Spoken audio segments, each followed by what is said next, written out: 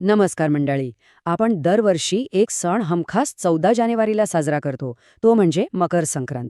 कधी विचार केलाय का की दिवाळी, होळी, गणपती यांसारखे सण दरवर्षी वेगवेगळ्या तारखेला येतात, पण संक्रांत मात्र आपल्या तारखेवर एकदम पक्की असते?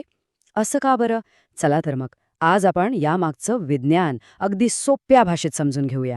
अगदी बरोबर. दिवाळी घ्या, होळी घ्या किंवा गणपती या सगळ्या सणांच्या तारखा दरवर्षी बदलतात. मग मकर संक्रांतीचा याला अपवाद का? हेच कोडं आज आपल्याला सोडवायचंय.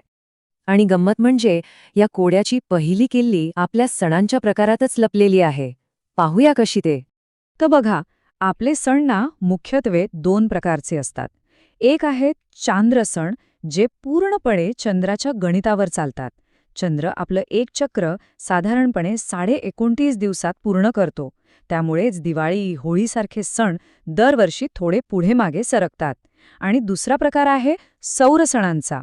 हे सण सूर्याच्या मार्गावर अवलंबून असतात. आणि मकर संक्रांती हा असाच एक सौर सण आहे. म्हणूनच त्याची तारीख अगदी ठरलेली, पक्की असते. आता हे तर कळलं की हा सौर सण आहे. पण यामागचं खरं रहस्य ते तर त्याच्या नावातच दडलेलं आहे. चला, ह्या शब्दाची जरा फोड करून बघूया. हा जो संक्रांती शब्द आहे ना, तो संस्कृतमधून आलेला आहे. यात सम म्हणजे पूर्ण आणि क्रांती म्हणजे बदल किंवा हालचाल. म्हणजे याचा सरळ सरळ अर्थ काय होतो? तर एक संपूर्ण बदल, एका अवस्थेतून दुसऱ्या अवस्थेत संक्रमण करणं. म्हणजे सुरुवातीला या शब्दाचा संबंध कुठल्या पूजार्चा, देव किंवा मंत्रांशी नव्हता. नाही, त्याचा संबंध होता थेट आकाशाशी, सूर्याच्या प्रवासाशी आणि वेळ मोजण्याच्या पद्धतीशी. थोडक्यात सांगायचं तर हा एक धार्मिक सण असण्याआधी एक खगोलीय क्षण आहे. ठीक आहे, शब्दाचा अर्थ तर कळला. आता आपण थेट आकाशात काय घडतंय तिकडे वळूया. आणि हे आकाशाचं गणित आहे ना, ते खूपच इंटरेस्टिंग आहे. आपण नेहमी म्हणतो सूर्य मकर राशीत गेला, पण खरं सांगू, आपण इथे एक मोठी गोष्ट विसरतो. सूर्य कुठेच जात नाहीये, तो त्याच्या जागी स्थिर आहे. फिरतीये ती आपली पृथ्वी. हे अगदी कसं आहे माहितीये, जसं आपण बसमधनं जाताना आपल्याला वाटतं की बाहेरची झाडं मागे पळतायत, पण झाडं नाही, आपण पुढे जात असतो. अगदी तसंच सूर्य नाही तर पृथ्वी फिरत आहे. आणि पृथ्वीवरून पाहिल्यामुळे आपल्याला काय दिसतं की सूर्य आकाशात एका ठरलेल्या फिक्स मार्गावरून प्रवास करतोय. या काल्पनिक मार्गालाच क्रांतिवृत्त किंवा एक्लिप्टिक असं म्हणतात. आपल्या पूर्वजांनी या मार्गाचे बरोबर 12 समान भाग केले आणि त्या प्रत्येक भागाला एक नाव दिलं, ज्यांना आपण राशी म्हणतो. मेष, वृषभ, मिथुन अशा त्या 12 राशी. आता ऐका सगळ्यात महत्वाची गोष्ट. सूर्य जेव्हा एका राशीची हद्द ओलांडून दुसऱ्या राशीत प्रवेश करतो ना, तो नेमका क्षण, तो क्षण म्हणजे संक्रांती. ही कुठली तिथी नाही, वार नाही, तर तो एक अगदी अचूक मोजता येण्यासारखा क्षण आहे. एक शुद्ध खगोलीय घटना. पण थांबा, इथे अजून एक कोडा आहे. जर सूर्य प्रत्येक राशीत प्रवेश करतो, म्हणजे प्रत्येक महिन्यात, तर मग वर्षाला 12 संक्रांती असायला हव्यात नाही का? आणि बरोबर आहे, वर्षाला खरं तर 12 संक्रांती असतात.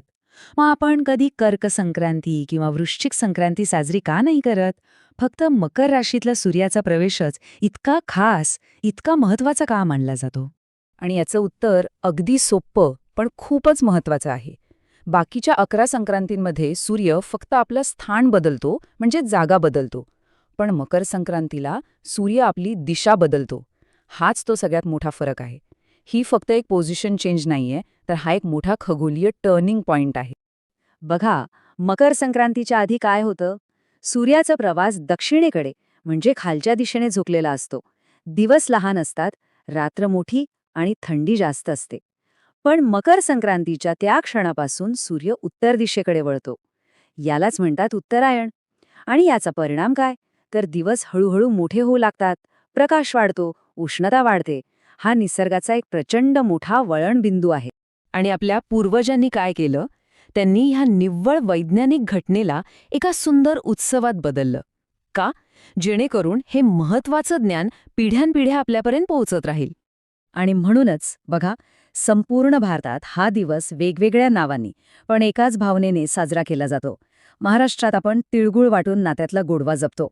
गुजरातमध्ये पतंग उडून सूर्याच्या वाढत्या ऊर्जेचं स्वागत होतं. पंजाबमध्ये लोहडीची शेकोटी पेटवून वाढत्या प्रकाशाचा उत्सव साजरा होतो. तर दक्षिणेत पोंगलमधून नवीन पिकांबद्दल कृतज्ञता व्यक्त केली जाते. अगदी ह्या परंपरांमागे सुद्धा विज्ञान आहे.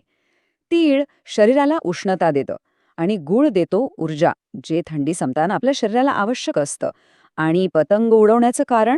त्यामुळे लोक घराबाहेर पडतात, सकाळचं कोवळं ऊन अंगावर घेतात, जी सूर्याची ऊर्जा मिळवण्याची एक उत्तम संधी असते. तर मग या भव्य खगोलीय घटनेतून आपण आपल्या आजच्या आयुष्यासाठी कोणता संदेश घ्यायचा? ज्याप्रमाणे सूर्य आपली दिशा बदलतो, त्याचप्रमाणे आपल्या सर्वांसाठी हा एक क्षण आहे थांबून विचार करण्याचा. आपण योग्य दिशेने चाललो आहोत का? नकारात्मकतेकडून सकारात्मकतेकडे वळण्याची हीच तर ती वेळ आहे. तर मग पुढच्या वेळी जेव्हा 14 जानेवारीला हातात तिळगुळ येईल, तेव्हा हे लक्षात ठेवूया की आपण फक्त एक सण साजरा करत नाहीये, तर निसर्गातल्या एका मोठ्या बदलाचे साक्षीदार बनत आहोत. एका खगोलीय टर्निंग पॉइंटचे. तिळगुळ घ्या, गोड बोला, पण त्याहीपेक्षा महत्त्वाचं म्हणजे सूर्याच्या या नव्या प्रवासाप्रमाणेच आपल्या आयुष्यातही सकारात्मक बदल घडवूया. सर्वांना मकर संक्रांतीच्या खूप खूप शुभेच्छा. मित्रांनो, कथा आवडली असेल तर तुमचा अमूल्य लाईक आमच्यासाठी खूप महत्त्वाचा आहे. तुमचे विचार, तुमची भावना आणि पुढे कोणते रहस्य ऐकायला आवडेल हे कॉमेंटमध्ये नक्की सांगा. आणि रहस्यांच्या जगात दररोज काहीतरी नवं उलगडण्यासाठी द मिस्ट्री मराठीला सबस्क्राईब करून बेल आयकॉन दाबून ठेवा. कारण पुढचं रहस्य तुमची वाट पाहतंय.